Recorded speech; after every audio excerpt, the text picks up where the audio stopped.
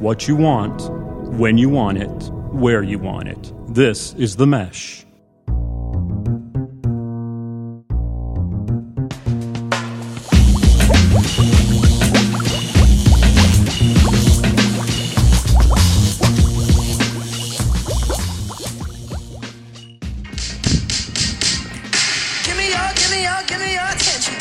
Attention, baby. I gotta tell you a little something about yourself. Self. You're one of our flawless. Ooh, you a sexy lady. Sexy lady.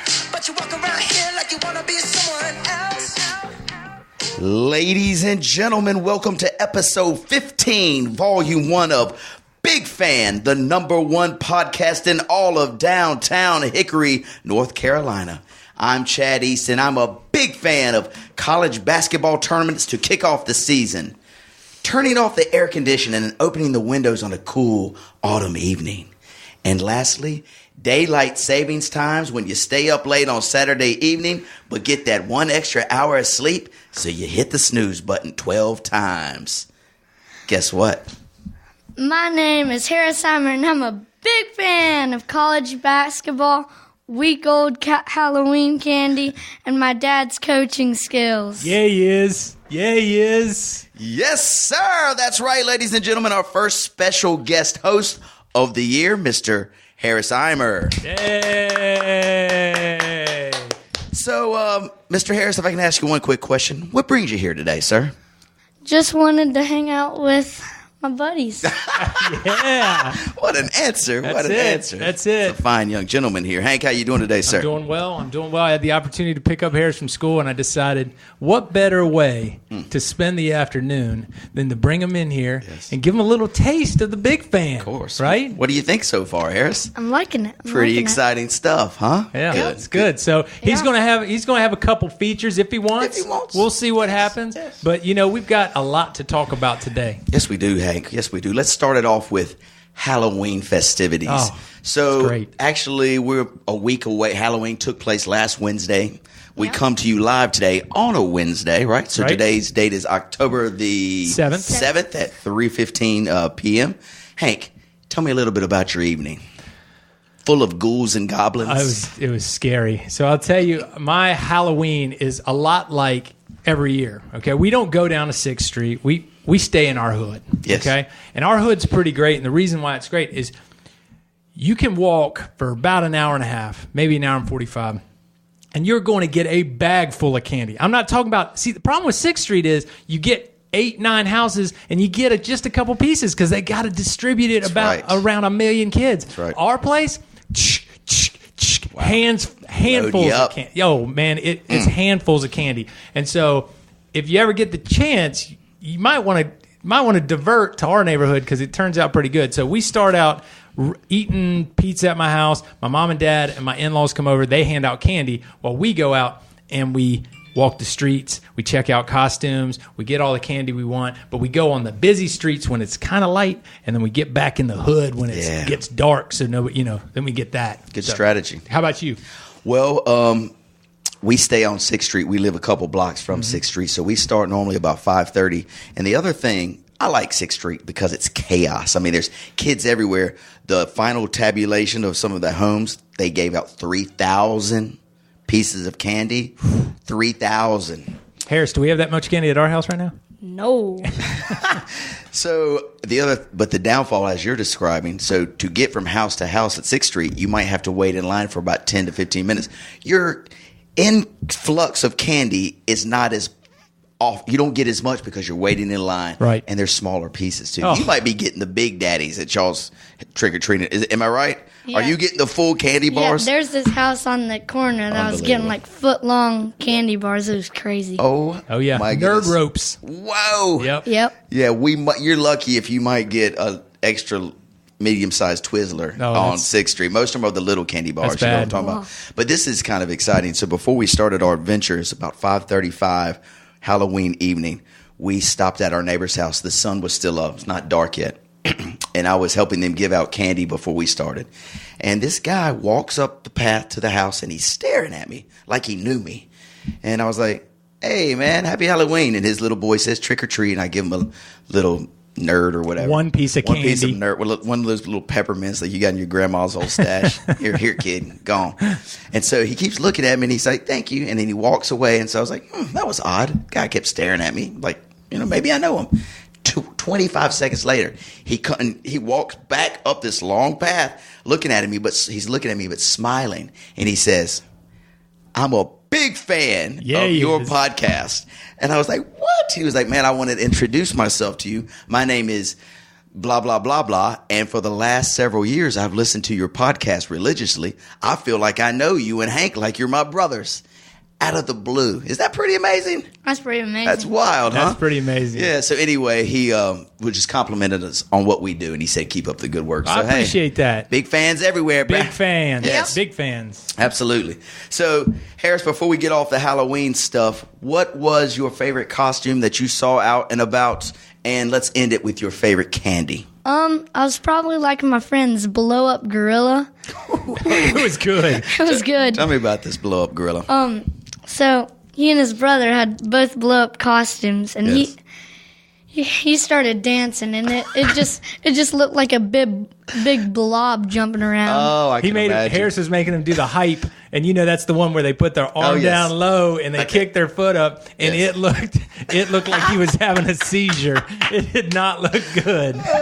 It did not look good, That's but it hilarious. was a great costume. But problem with those inflatables, get a little warm after a bit. Oh, yeah, I can Hudson imagine. had to take it off like every 12 seconds, but Keaton's Really? costume was like How do you 6 breathe feet. in those things? Who I've always knows? been curious. Like, I think there's mesh. Yeah, there's like mesh right here. Yeah, Okay, I think gotcha. there's mesh. So, second part of that question: what's your favorite candy that you got?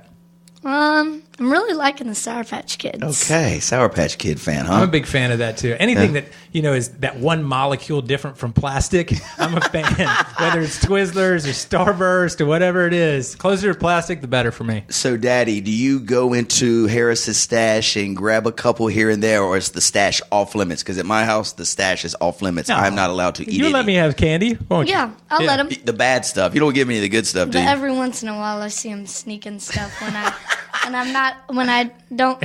he doesn't get my permission. Yes. He's not feeling it. Yes. He's not Nope. feeling it. I hear you. Yeah, we'll take care of that candy, Harris. Good job there.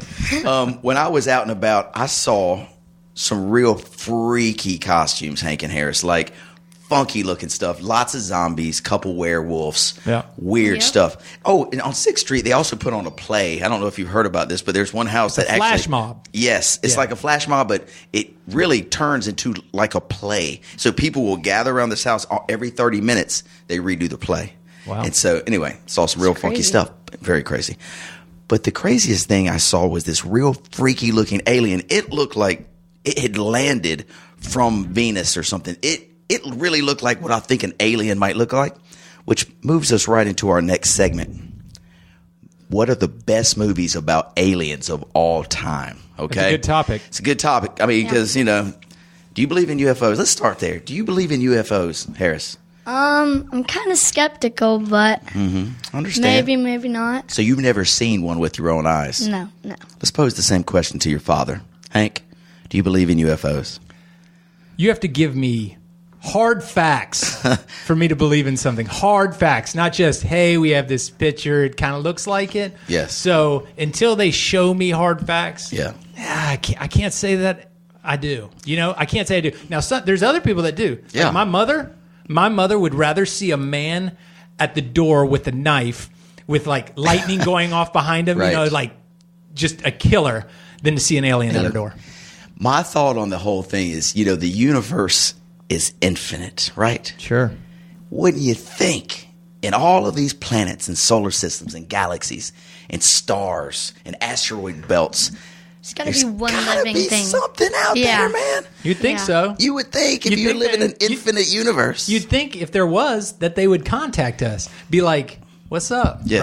brah?" And don't think that I'm like, when I say this, don't look at me like, this dude's crazy. Because, I mean, Get in ready my to look mind, at it. in my Get ready mind, to look he at already it. looked at me like that, but in my mind, all right, what if, the pyramids in Egypt were built thousands of Yeah. years ago, but thousands of years ago is literally a second in space time because the universe has been around for 13 billion years. So can you imagine 8,000 years? That's not long ago, right? In space time. In our Yeah. time, it's long, but It's long. space time.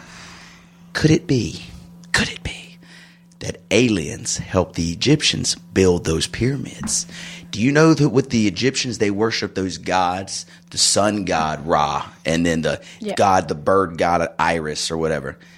Could those have been aliens that came down and helped them build these structures? Okay, I believe in aliens. Thank you. Sold, my salesman of the year right there. Thank you very much. Anyway, watch this. There's the show called Ancient Aliens on I've seen that. History. Yeah, check it out. That's where some of these philosophies that are running through my head come from. Yeah, I can't wait. Yes, check it out. So, you're going to say something, brother? Yeah, if you think about it, Yeah. all the planets in outer space are like 7 Earths combined. The sizes. There's got to be one thing out there. Absolutely, man. Well put. Yeah. Well put. Let's keep. Well, next week we might dive a little deeper into this, okay? But for now, let's talk about our top 5. We'll give it 5 this time. Hank's hierarchy, alien movies, okay? Okay. Hank, I'm going to run off a couple that didn't make my list, but they were pretty good movies about aliens. And I do need to let the audience know we're excluding Star Wars movies and Star Trek movies. They're alien related, but we're going to move away from those. We're going to stick with the strictly alien kind of weird stuff here. One movie that didn't make my list, the movie Cloverfield. Harris, you mentioned that you had seen this earlier. My daughters have watched Cloverfield too. Exciting. Didn't make my top 5 list. War of the Worlds. That was the Tom Cruise movie when the robots, they come from the ground and they invade our Earth. All right. Did not make my list. Movie called Edge of Tomorrow. Came out a couple years ago. Really science fiction and kind of freaky. Here's a couple that did. Number 5 spot. Let's start with Aliens. The movie Aliens itself. Let's start with Aliens. We're talking about Aliens. The movie Aliens. Great movie. Sigourney Weaver. Awesome. Way to kick it off, 1978-ish, let's say. Hank, how about you? Sure about that date? I'm not sure. I think that was way early. I think we're talking about like 90s. No, I think we're with the first one. Oh, the very okay. first one. There was Alien and then Alien. So I don't want Aliens. I want Alien. Okay. That was 78. Okay. I was like, whoa. Okay. Gotcha. So I'll just say 2 of the ones that were outside looking in. Yeah. Signs, pretty freaky. Awesome. Right? Liked it. Okay. Yeah. The other one, Close Encounters of the Third Kind. That was a weird movie because we were young. Yes. Like when the guy was like making the mountain with the clay and everything. And mashed potato mountain. Mashed potato mountain. Yeah. That was really crazy. One that I've started to find new love for, and I think that Harris will appreciate this because we've been watching a lot of it, is Men in Black. Yes. That's my number 5 right there. Yes. And exciting news here, Harris. In 2019, a new Men in Black, new characters is coming on the scene. Oh, I just heard that today. Look forward to that. Interesting. Yes, look forward to that. All right, where's number 4 for you? Number 4 for me it's a real campy movie, and it's really terrible. But it's exciting and fun for me. It's called Starship Troopers. Have you seen Yeah, this? it's When they're ridiculous. blasting bugs. Yeah, it's ridiculous. It makes me laugh so hard. I've got to put it in my number 4 spot. That's crazy because in my number 4 spot is the same movie. Okay? Oh, smart minds think alike, It is. Harris. Because Yes. you know what? You can't get away from comedy. Yeah. The comedy aspect of it is hilarious. It makes it good. It does. And Yeah. aliens don't have to be mean. They don't they don't have to be. How about that big brain bug? Remember that big brain bug? That's how it breathed. Oh, it's just terrible. Okay, wonderful. Okay, coming in at number 3, Chad East, top alien movies.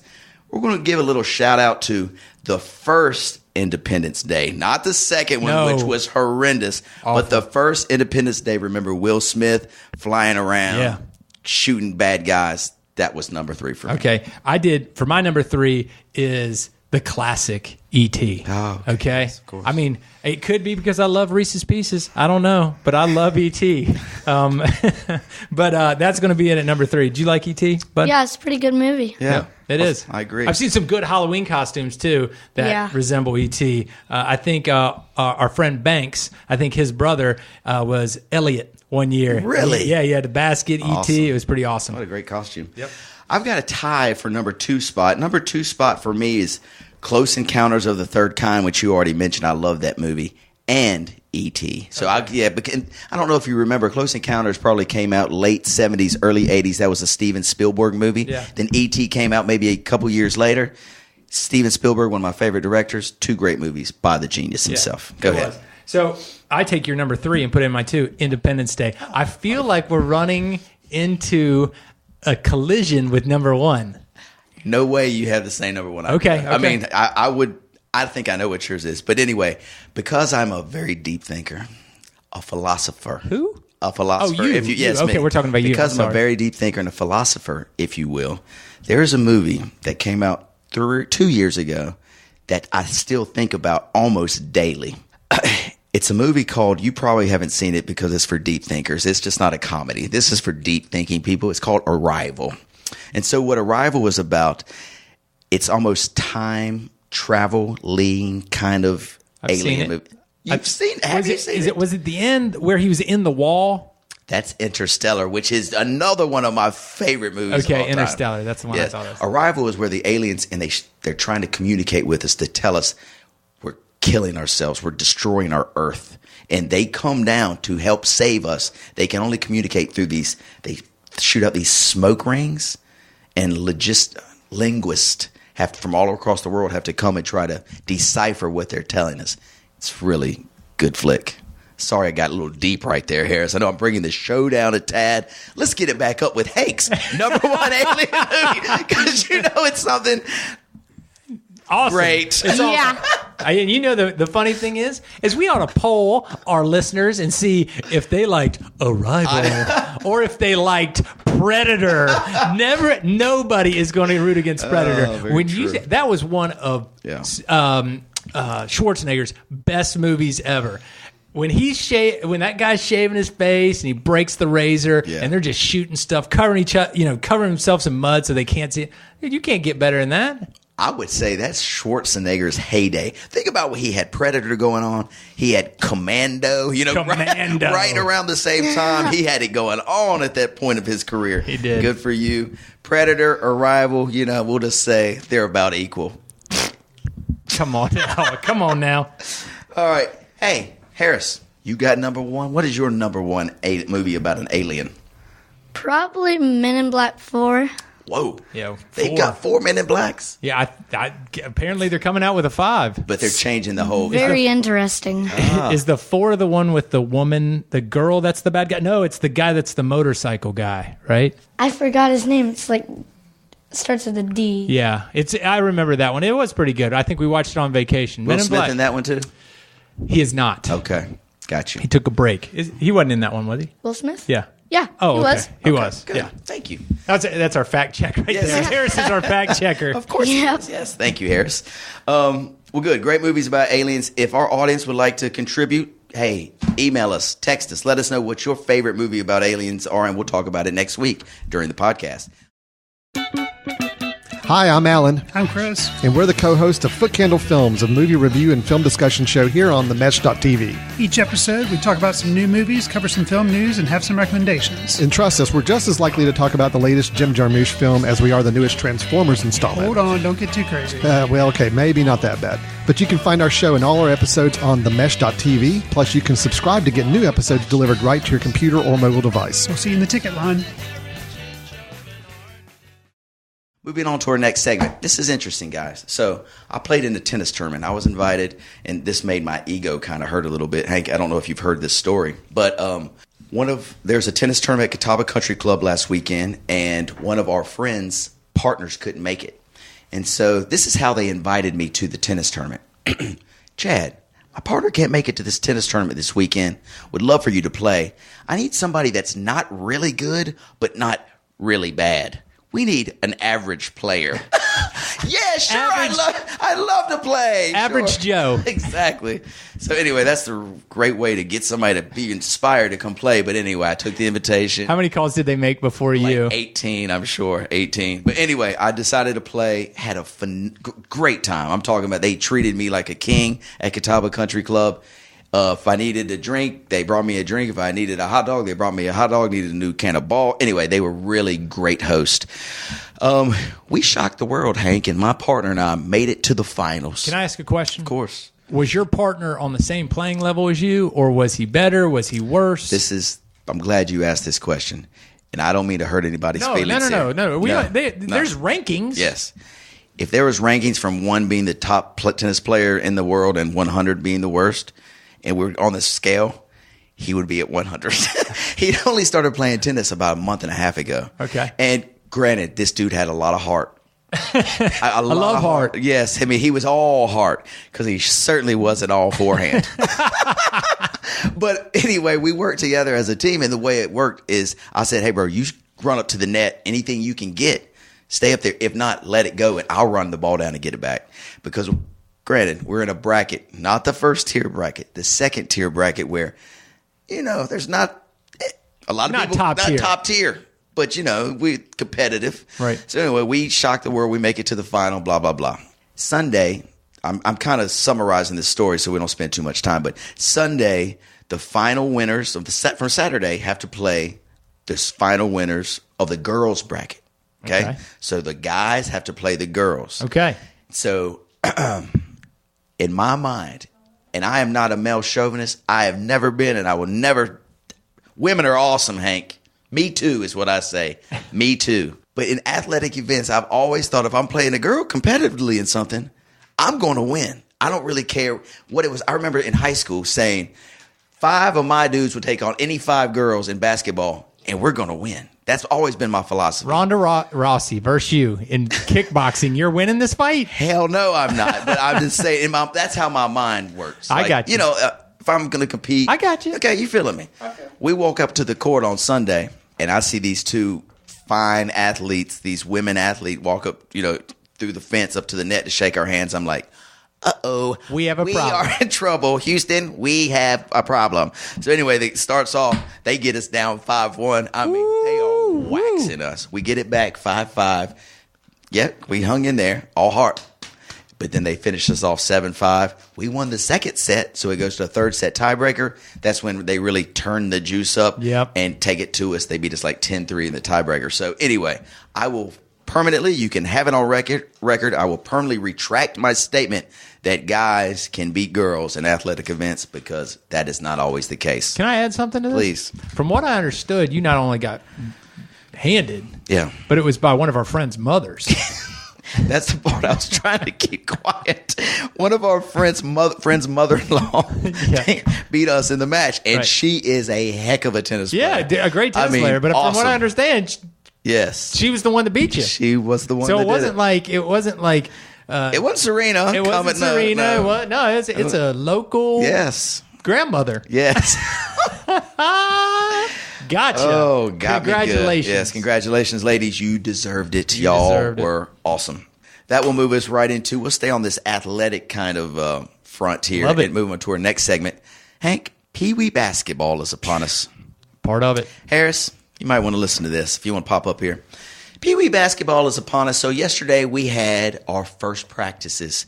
I was fortunate enough to see your team because you practiced right after me in the same facility. Yep. And I do want to apologize. I was a little bit hot yesterday she told me 6:30. And when you're trying to say, Chad, 6:15, I'm like, no. She told me 6:30. So I apologize for keeping you off the court. Now I know it's 6:15. I'll get right out of your way. But the gyms were locked. You did try to get short with me. I will tell our audience. Did you see that? Yeah, he was mad at me. He looked at me, and I knew it was going to happen because you were setting up for another drill. Exactly. And you were going to do hey, let's shoot some mid-ranges. And I was like, yeah, it's 6:17. And I was trying to be cool, but I was Chedo. I know. I saw it. You're a little bit over, and you're like, what? What? You were so serious. Yes. He was very serious. Harris, I take my Pee Wee basketball very serious, which brings me to this. As I unleash Chad's coaching philosophy poster. Okay. Now, does our audience remember that last year? Let's remind the audience. Let's remind them. Last year, he brought out this poster, and he was showing it to his girls, and he was going down these very detailed expectations that he has for them. And his daughter, not another girl, his daughter raises her hand, and he's like, yes, what is it? Dad, is that philosophies? Not philosophies?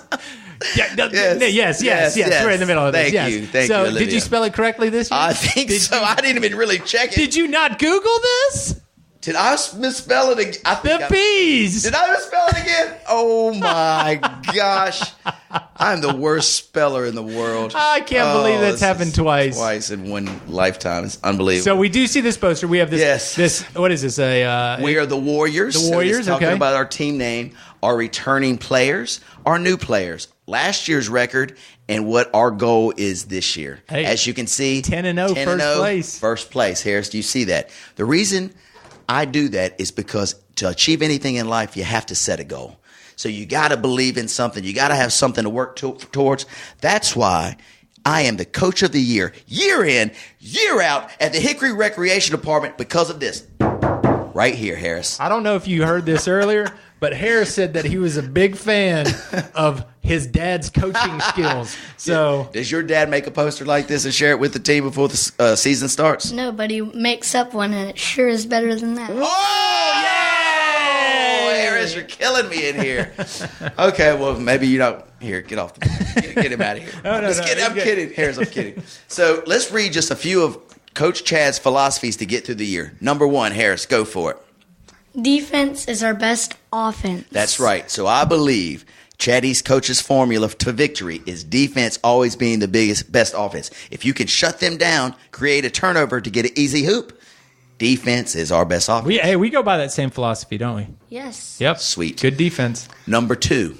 Fundamentals. Do the little things extraordinarily. Yes, and the 5 fundamentals are, do you know them? The little things that you need to practice on to get really good.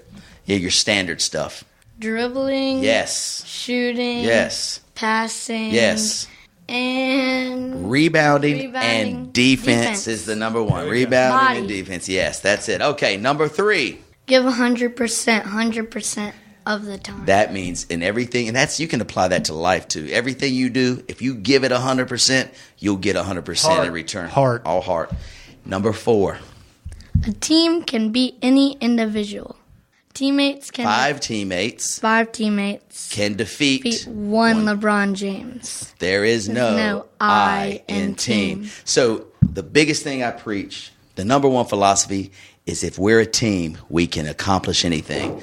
Team stands for, as I turn the poster around, T stands for together. E stands for energy, enthusiasm. A stands for attitude, aggressive. And M stands for make it fun. There you go, ladies and gentlemen. Chad's philosophies, his coaching philosophies, what you need to have a successful basketball team in Pee Wee basketball. I have a question about that, though. Why did you write Warriors in purple? I did not have a blue or yellow marker, and the only one I had on hand was a purple and somewhat yellowish orange marker. That's why we did it that way. We're not going to critique his This is a tough crowd, ladies and gentlemen. This is a very tough crowd. It is a very tough crowd. We, like you said, we had our first practice last night, yes. Right? And it's good. We're moving up, kind of like you. Yes. So Harris is going into that 9-10 age group. I'm coaching with a good friend of ours, so we've got a good mesh. But felt pretty good about our team. So we're going to talk about our teams this year. Yes. The next few weeks. Harris, we feel pretty good about them. Yep. We're going to be pretty young. We've got 8 kids on the team.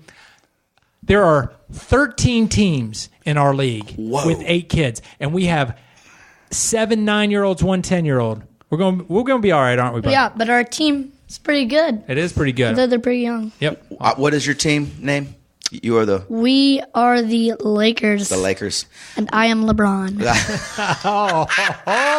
Some mighty big shoes to fill there, fella. You better bring a triple-double every game. As he's picking up his feet to show you his LeBrons. I've heard a lot about these LeBrons, by the way.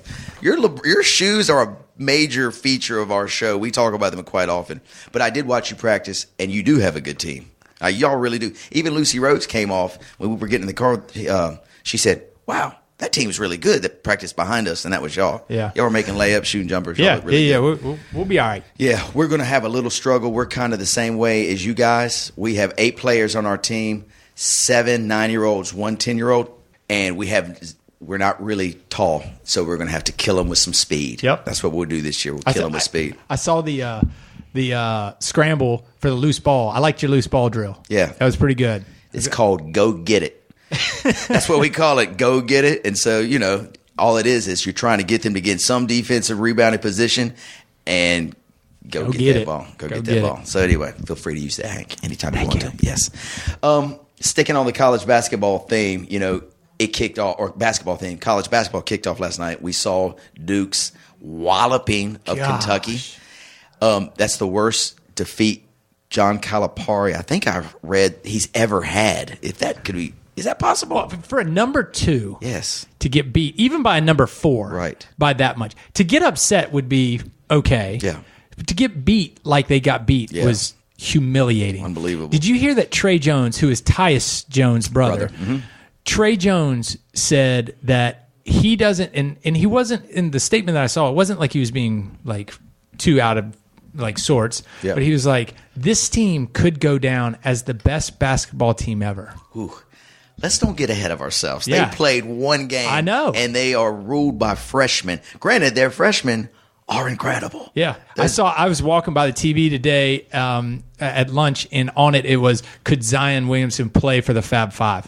Could he have started? Oh, wow. And it was a conversation Rose. I mean, who was the Jalen? Jalen was the guy that they were talking to. I love Jalen. That team is loaded, but we can't get. It's one game. That's one game. You can't compare them to anybody right now. Shoot, they could lose next week to Loyola Marymount or something. You never know. They're freshmen. You don't know what to expect. They won't be there next year. They keep playing the way they are. You know that. But they were impressive. So that leads us to our next segment here. We'll do a little Chad's Champions real quick, Hank. I know you're a college basketball fan. It's probably not your number one sport, but typically it has been my number one sport. If we were to rank them, NFL, college football, college basketball has always been my number one. It's kind of drifting. I've lost some of the passion for it. I don't really know why. Maybe because the freshmen leave. You don't really have teams anymore. Well, you're a State fan, so you never had a team. Ding, ding, ding. Got me. That's very nice. But anyway, I'm a college basketball fan. So are you. Yeah. Let's talk about maybe 2 or 3 of our favorite college basketball games of all time. We'll start with you. Well, I'll say there, I have a couple of them, and I'll just name 3. One of my favorite games, and I remember it very vividly, is watching Leitner hit that shot, that turnaround. Me too. And you remember where you were? I was at Andy Banks' house. Okay. Right? And there were probably 5 of all of us in there, and her dad was in there, and I remember walking out of the room when he hit it. Right? Yeah. I mean, just being like amazed, but furious because he's a Duke guy, and but watching that and thinking, what an amazing game, what an amazing shot. I hate that guy. I remember. Was it on a Sunday? Do you remember if it was on a Sunday? For some reason in my mind, I remember it was overcast. No, I don't. I don't remember any of the details. I remember it being like a Sunday afternoon, and or maybe a Saturday afternoon. I had been outside playing hoops, came in to watch like that. Was it overtime? No. It wasn't overtime. It was right. Yeah. So watching the last 2 minutes of the game, Jamal Mashburn was for Kentucky. Oh. Remember? Oh, that just incredible game. One of my favorite games is, and Duke is involved in this one. So UNLV was the cream of the crop. They were 32-0. Nobody had even been close to them all season long. The year before, they had blasted Duke in the Final Four by 40. That Duke team meets them again in the Final Four. They were an 18 to 20 point underdog in that game. They shocked the world. That was the UNLV team with Larry Johnson, Stacey Augmon, Greg Anthony. Average age of the team was like 24. Yes. And Duke came in there with all heart. Coach K had a game plan, and they shocked the world. That game was incredible. Just let me apply this to what's going on today. Alabama's football team, kind of comparable to a UNLV team like that. Like, they're supposed to walk away with this championship. Right. Do you think you saw them destroy LSU this past weekend?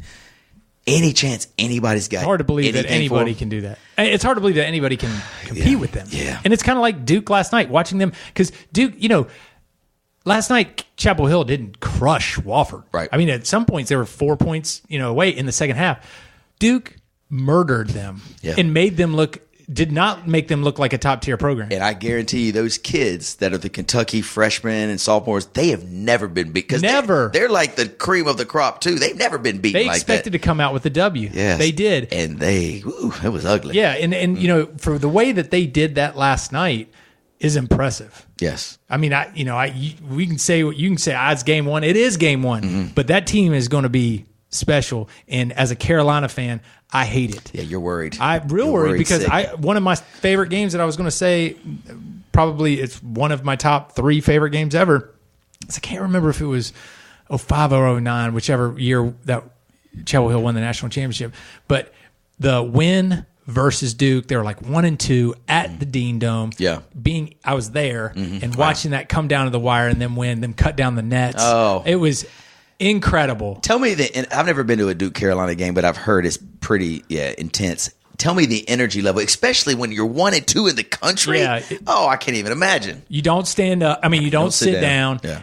It is outside was bananas. I remember scalpers saying ticket prices that I thought were like they were saying, "Can I buy your tickets?" Right. And they were like $1,200. They're like a piece. They're like, "Can we buy your tickets? Can we buy your tickets?" And oh my gosh, we sold. But we when we watched that matchup, the energy was incredible. It went back and forth. You know, in the last 8 minutes, it goes back and forth, and it was incredible. Yeah, those games are always classics. Heads just throbbing when you leave. Oh yes. One of my favorite games, obviously being an NC State fan, we don't get to win much, but we did win a national championship back in 83, and we played Houston, and it was the Lorenzo Charles catches the Derek Wittenberg, supposed to be a pass, right, and dunks it to beat Akeem Olajuwon and Clyde Drexler. One of the biggest upsets. Yes, one of the biggest upsets of all time, right? So that was Houston team. Yeah. So sick. I remember I was a little boy and my dad was a State fan, so he let me stay up to watch the entire game, you know, because it's the national championship's on a Monday. Yeah. And so I remember maybe I was like 6, 8. I was probably 8 or 9 years old and stayed up till 11 to watch the whole game. It was a memorable experience for me. Right. You got one more? The other one that is probably memorable because it was with Harris is Luke May hitting that shot. Oh, to keep him going. Kentucky. Yeah, to keep him going against Kentucky. That was a great. I ended up jumping up, and you flail your arms while you're jumping up to clap. Yeah, and, it was 2-3 years ago. Harris was probably 6, 7. I look back and he's crying, and I thought I smacked him in the face, and I was like, "Oh, buddy, what's up? What's up?" He's like, "I'm so happy he hit that shot." That's great, Harris. It was great. That's great. That's one of my favorites. Yeah, and I'll end my favorites with it wasn't necessarily the game themselves, but it was just the experience. So I don't know if you remember me telling you last year, Lawrence Thompson and I took our girls to go to a doubleheader. First game, NC State versus Carolina at the Dean Dome at noon. Left that game, went to Cameron to watch Virginia and Duke play at Cameron at 2.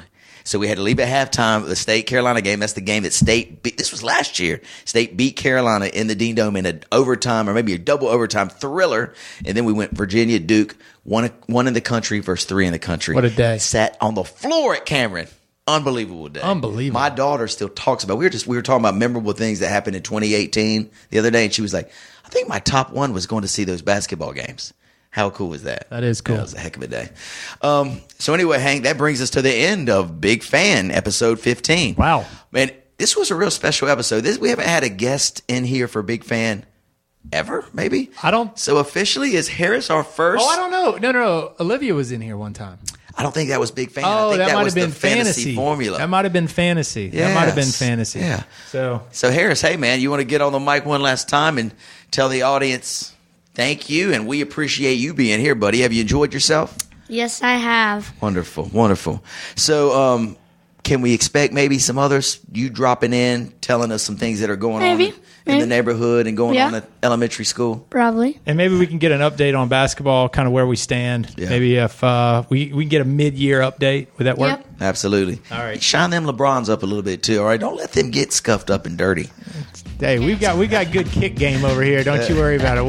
We'll deal with ours. Very good. Well, Hank, it's good seeing you. Harris, always good to see you. Good seeing you. Good luck in your basketball this year, and we'll check out our fans in 2 weeks on the Big Fan. Peace.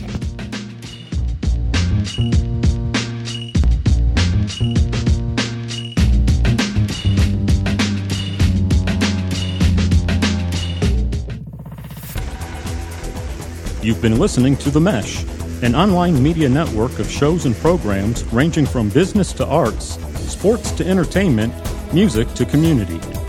All programs are available on the website as well as through iTunes and YouTube. Check us out online at themesh.tv. Discover other network shows and give us feedback on what you just heard.